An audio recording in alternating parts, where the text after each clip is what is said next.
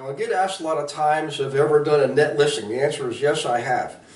A net listing is an alternative strategy to wholesaling. It's essentially wholesaling from a different angle.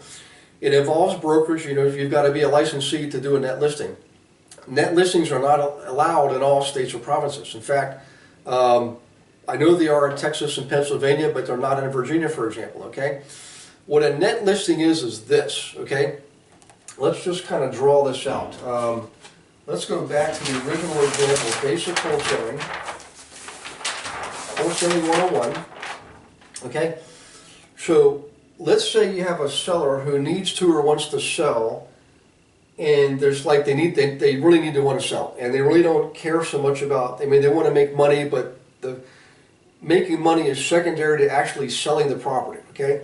So we know that's a critical factor. Let's say this person B here is not a wholesaler, this person is an agent, okay, who understands wholesaling and they understand the needs of the seller.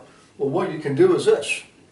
You can say, look, the state of Virginia, the state of Texas, wherever you are, has a certain strategy involved where I take the risk as the agent, okay? In other words, let's say you only want $100,000 for this property. And you as the agent, you're pretty sure you can sell that thing for $125,000. Okay? What you do is you get the seller under contract to list and sell the property, and in that contract you have an addendum that says you can market the property for any price you want to. You don't have to market it for $100,000. You can market it for anything you want to. In this case, maybe $120,000. You think you can get $125,000, but maybe market it for $120,000. The way you're compensated is this: anything over and above $100,000, the agent gets in the way of a commission. It's called a net listing, and the net you get over $100,000 is what you get to keep as a commission. Okay, so let's say you sell it for $115,000, the agent would keep $15,000, and the seller would get their $100,000. Now let's say you can't sell it for over $100,000, where theoretically you wouldn't sell it for under $100,000. Okay.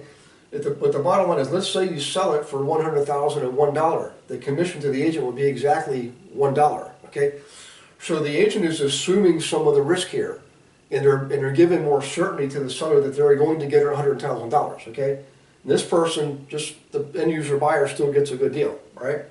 So that's essentially the basic structure of net listing. Again, I recommend that you put in there that the minimum threshold is $100,000, because if you don't stipulate that and the seller sells it for $95,000, that means you theoretically have to kick in $5,000. You don't want to do that. So obviously you say threshold minimum $100,000. Anything above that I keep. Anything below that, you're out. You're not involved. Okay. In any case, great alternative strategy in areas where it's allowed. We've done it before. It works great. Everybody wins. But again, you have to check it out in your own state or province to see if it's even allowed there, okay? I hope you like that one. We got more to come when it comes to wholesaling, so hang on to your seats, and we'll be back with another video. We'll see you soon. Take care. God bless.